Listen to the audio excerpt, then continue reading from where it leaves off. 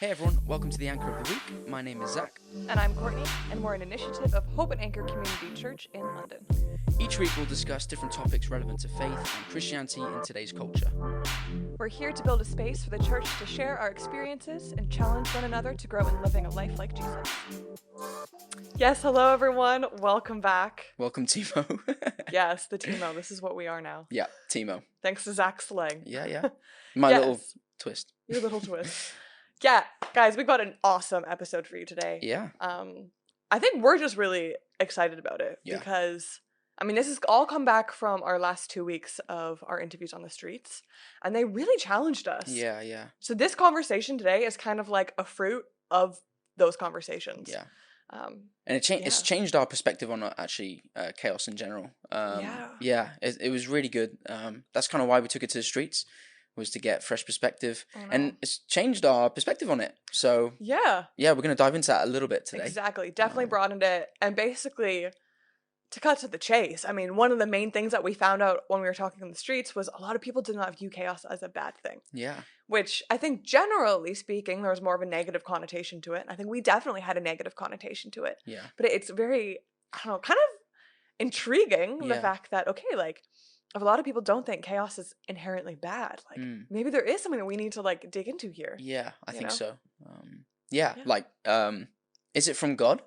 Is one of the questions we're going to dive into. A spicy one right there. Yeah, and is it good for us? Do we need this time of chaos to shape us, to kind of evolve our character and build us up? Those are the kind of things we're going to look into. Exactly. And I think a really key thing to start with is chaos in and of itself is actually quite a broad topic, right? Yeah. And I think one thing that we discovered as we were kind of talking through the interviews, what was standing out to us was that it really needs to be broken down a lot more, because I feel like chaos can mean so many things to so many different people, right? Depending on who you are, your perspective, your life experience, all of that, right?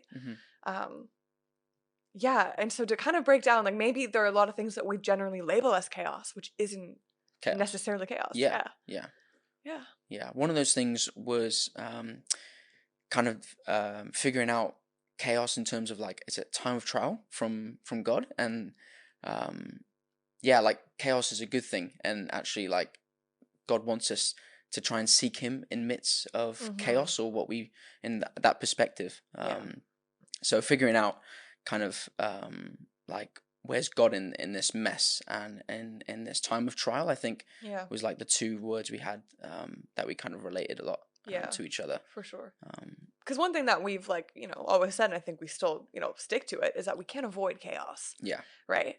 Yeah. So then it's okay, are we just going to then suffer through it? Or I feel like God is too good for that. Why would he just, get us to the other side of something, right? Without actually using it to grow us at all. Yeah. But at the same time, obviously this is our perspective. So for those people, I know God, with our conversations, God isn't a big part of their life. So, I don't know, it's interesting to think about, they don't have faith and they don't have that relationship with God. So, how did God use that time of, I think it was Alicia was talking about a big time of chaos for her and how it shaped her time in India. Stronger, all these things. It was was God there? How involved was God in that process? And kind of interesting, because for us it's easy to go, it's a time of trial, God wants us to get something out of this and build us, but for them, I wonder how she got that end perspective at the time of it.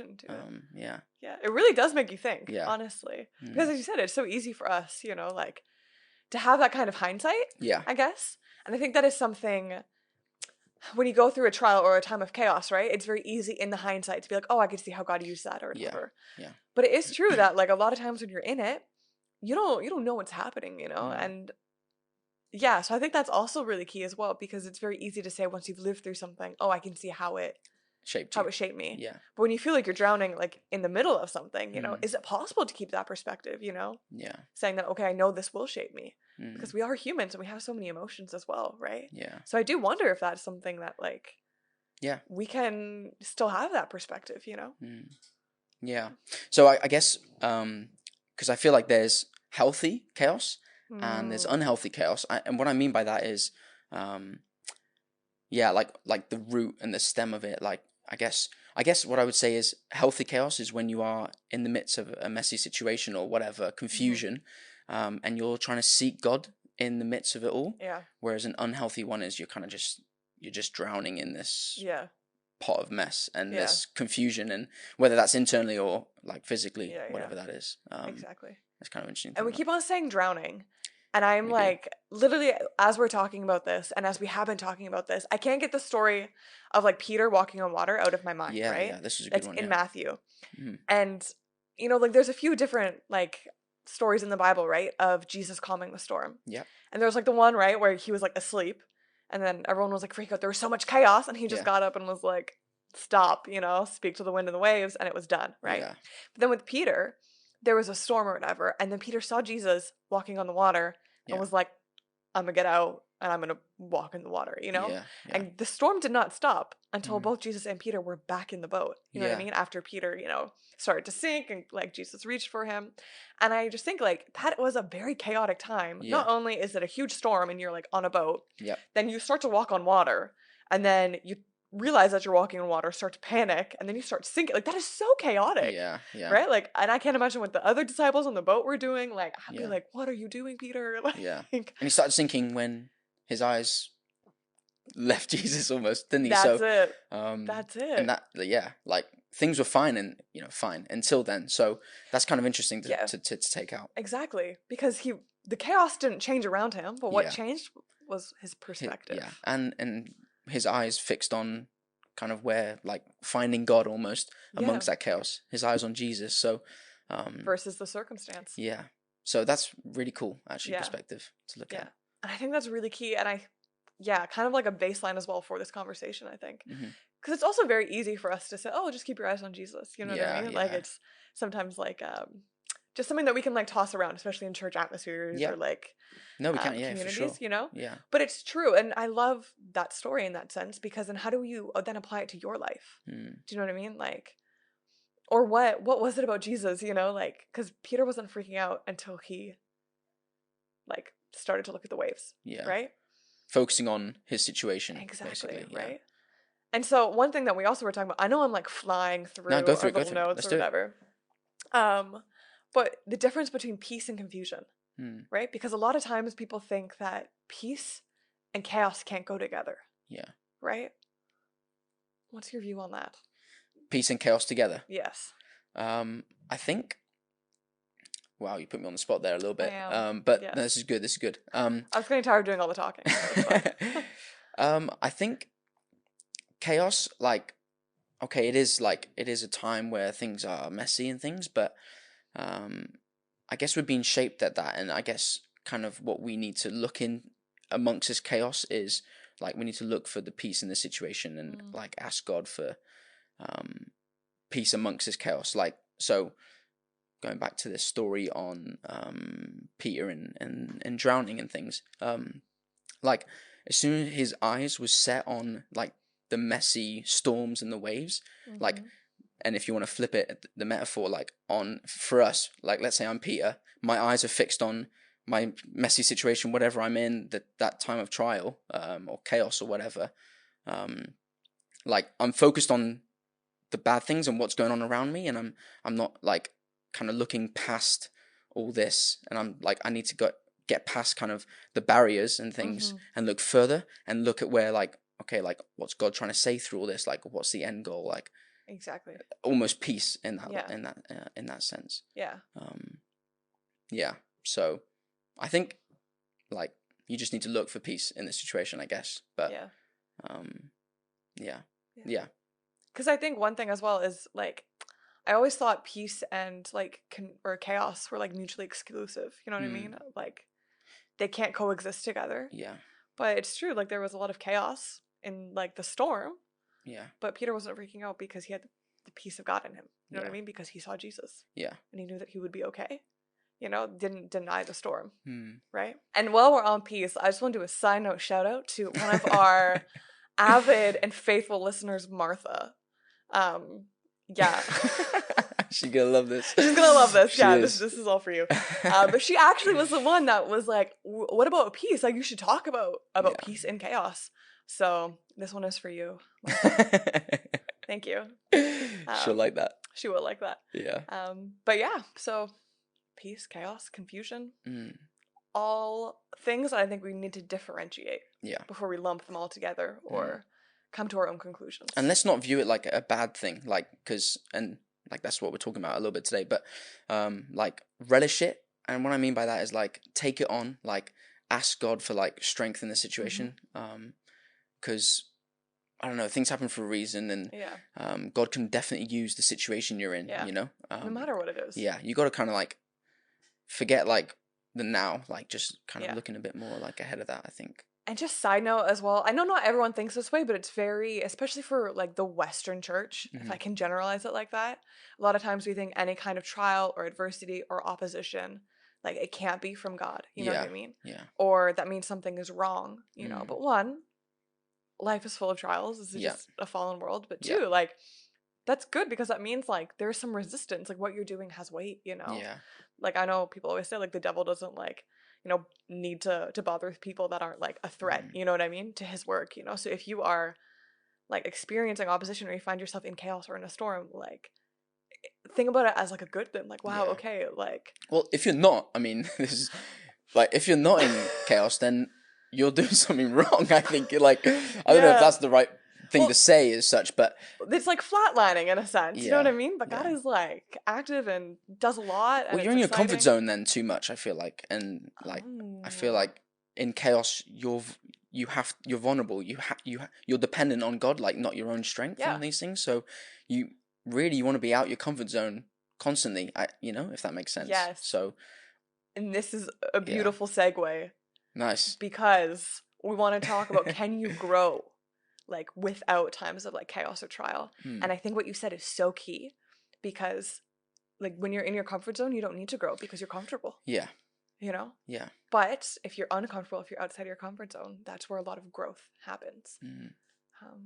Yeah, because you're not doing things out of your own strength. You're not doing things out of your own knowledge, understanding, like capacities. Yeah, it's far bigger than that, you know. Exactly. That's when God can really work his magic, I feel like, is when we genuinely are dependent on him in that. So it's powerful, man, I think. Yeah. Big time. It's cool. Another thing that I want to touch on with this is like some people chase that life of chaos, like they were saying, and obviously for us, we're saying we want to chase the chaotic life because we want to be out of our comfort zone, because that's when we're really dependent on God. For these guys who don't have faith, like they're seeking a more interesting life, a chaotic life in that sense. So where does that come from, do you think? This is just something I'm super interested in. Well, I think it was brought up, maybe it was Alicia again, which She's, girl, if you're listening to this, you inspired a whole other like episode. But she said routine is boring. Who wants that? You know, you need a bit of chaos to like get, as you said, get out of your comfort zone or to learn and to grow and to just experience things. And so I think it's a lack of, again, this is viewing chaos not necessarily negatively in that sense, you know. And of course, like we don't pursue chaos, like we pursue God, but then as a result of life, chaos is there, you know, like we don't run away from it, let's just say. We, as you said, like embrace it and like see what God wants to do through it, you know. But I think it's kind of, generally speaking, on a more of like, you know, world culture kind of perspective, like a life of chaos means it's a life that's exciting, you know? Interesting though that they relate that. What is it, like the adrenaline or the I don't know, like heart pumping more, like it's just interesting because why is routine boring? Like where does that idea come from? Do you know what I mean? Like do you think it has to do with being controlled? Do you know what I mean? Yeah, no. Which I feel like could be a whole episode. What would be controlling in that situation? What would be the I think if you're expected to, okay, this is what you do. It's, you know, you get up at 6, you go to the gym for half an hour, you come back, you get ready, you have your cup of coffee, you go to work. Hours in the day that you have to be exactly. It's just societal. I mean, this is me theorizing, but societal norms and just that kind of thing. This is what's expected of you, you know. And I think we all know, I don't know, it doesn't matter if you have faith or you don't have faith, that we're made for something more. You know, like we're made for more than just the 9 to 5 or just getting by or just making money to retire and then that's it. You know what I mean? And I think people know that, but I don't think everyone knows exactly how or why or what to do with that. So from my perception and my perspective, a lot of people would seek chaos because they know that life was not made to just be boring, because life is so not boring. You know, and life with God is like literally the most exciting thing ever, because he takes you crazy places and shows you so much. And we're going off on a slight rabbit hole here, but love it. I want to stick with this because I feel like they are chasing, I don't know if chaos is really what they're chasing. Like, I feel like it's a result of this feeling, but they're chasing this empty void. Like, something's missing. Like, because I've been there and I've chased it. Like, I don't even know how to describe what this is. Like, it's a more interesting life. It's a more chaotic life. Like, you say all these things, but there's variety. Yeah, but even then, it's like it's just something further than that, something deeper than that I don't think those words describe. Like, for me, sitting here, like, now I can happily say, like, that's Jesus and that's his plan for me and his vision. And like, once you have that, it's like the window's a lot cleaner, you know, like you can see past it. But for people who aren't in that same situation, I feel like, I don't know, they're just chasing something that they don't realize, or it doesn't exist. Like, it's God, but they don't know it's God. And it's just a constant, like, chasing their own tail. I don't know. It's really interesting to think about. It is. And I feel like this could actually be another episode of our, like, street interviews. Like, what are you chasing in life? Yeah. Think about that. Think about the answers you can get from that. Yeah, seriously. Because it's true. Yeah. And how do people put words to that? Yeah. Anyway, that might be a spoiler. Well, yeah, I don't know. It just, but like, it relates to, like, they are chasing the excitement, that like, that feeling, that rush. But yeah, I don't know. It's super interesting. I like, you like, for me anyway, like, I'm not chasing that so much now. Because like I know what God wants from me, or like I'm seeking him. I'm closer with him. This relationship that I've built with him is a lot stronger, a lot more firm now. Like, my security in him is, So I feel like that's less of a thing that I'm chasing that rush now. But I can imagine when you're not in that situation, like, it's messy. Like, it's just interesting to think about. Yeah. It's really interesting. Yeah. Yeah. And I think if we want to kind of circle back too, as well, to like the idea of healthy chaos, you know, and unhealthy chaos. And I know we kind of touched on confusion, but I think maybe to eliminate confusion, we should touch confusion a little bit more. That was supposed to be a play on words. I don't think it was as clever as it felt in my head before it came out. But yeah, because I think confusion is a great way to differentiate, like, unhealthy chaos in that sense, you know? Yeah. Because God is not a God of confusion, you know, or not a God of chaos. He's a God of order, you know? But there is still chaos in the world, but there is still confusion. But I still feel confusion. Oh, I just move the mic. Punched my mic. That's okay. A little aggressive. Excited. Yeah, I'm really excited. So yeah, what if we just kind of dive into confusion a little bit, you know, just to really, I don't know, kind of cut the line there. You know what I mean? Yeah. But yeah, like, how do we differentiate a healthy chaos with a confusion chaos, you know? I think one of the key things to look at is, like, healthy chaos is, like, not doing things out of your own strength, or unhealthy chaos is doing things out of your own strength, trying to take control yourself. Whereas, like, healthy is trying to, like, that dependence on God a little bit more, I feel like. In solving whatever situation you're in. Because, I mean, to go back to Peter, what a homeboy in this, you know what I mean? Legend. Like, thank you so much, Peter, for doing this. But it was once he, like, because I feel like confusion is such a confusing thing. Haha. Like, how many puns am I going to try to make on this? Not even puns. That isn't a pun. That's not even a pun. It was a poor joke. No, I'm joking. You're not wrong. Anyway. No, go on. But basically, like, once he took his eyes, right, he started to look at a circumstance, and then he got confused as to why he was walking on water, and that's when he sank. Yeah. And it's, I think, as you said, it's like when you then try to, like, make sense of what's happening. Yeah, it's his understanding, isn't it, of the situation. And we just need to understand, like, God's understanding, or God's kind of eyes are much bigger than ours. We gotta give some stuff to him to deal with. Honestly, because trying to figure out life is super confusing. Like, we weren't meant to understand how everything works. Like, you know, the creator or the creation can never be bigger than the creator, can never understand the creator, right? Yeah. So the fact that, that we're trying to figure out our situation or figure out all these different things, of course we need to be proactive and take responsibility 100%. But like, I think a lot of times the confusion does come from trying to make sense of things. Okay, well, why is this happening? Should it be happening like this? All these different things. And of course, we're supposed to think critically, to create solutions to problems. But the confusion comes when all of a sudden it's just a circumstance, I think, that you can see.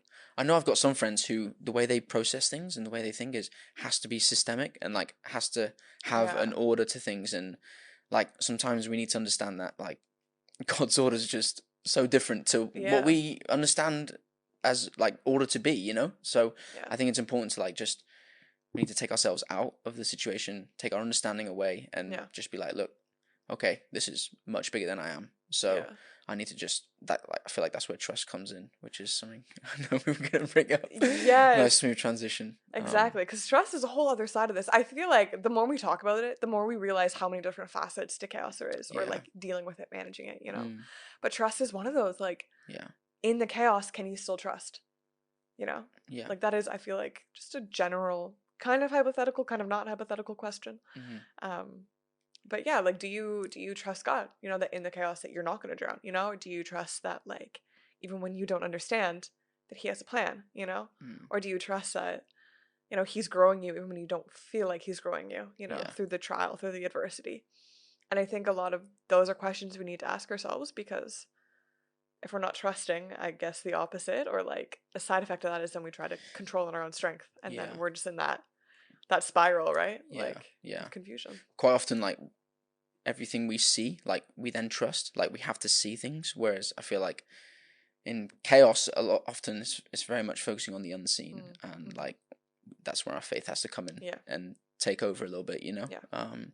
It's an easy habit I feel like we all have, but it's just I guess like, and that's when your relationship with God really comes into place. Like, that's when you really need to like go back to square one and just kind of focus on you and Him and building that trust, I guess, between you and God.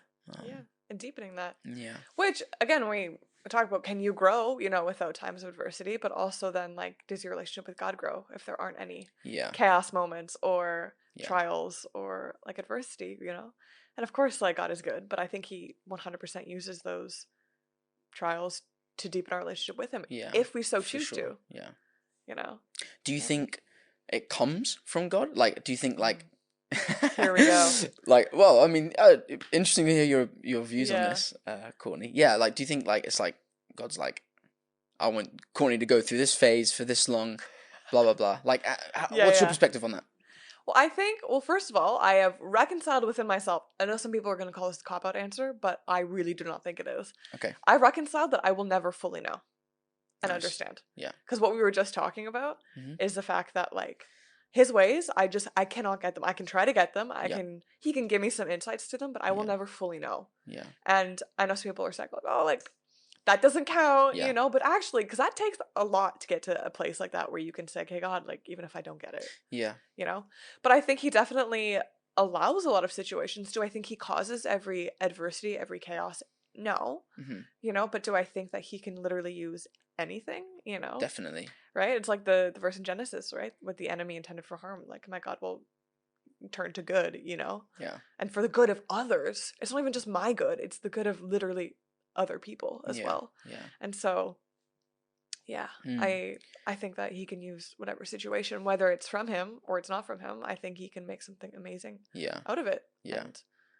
Like, I think it just goes back to what we were saying earlier. Like, we try and make sense of things, and like, we just need to understand, like, it's not going to make sense, and we need to get rid of that kind of thought of like, okay, this needs to make sense, like, in order for me to trust it and believe it and things like. Because that's where a lot of the chaos in the mind comes from. I mean, obviously trying to make sense, like, it's all a mind thing.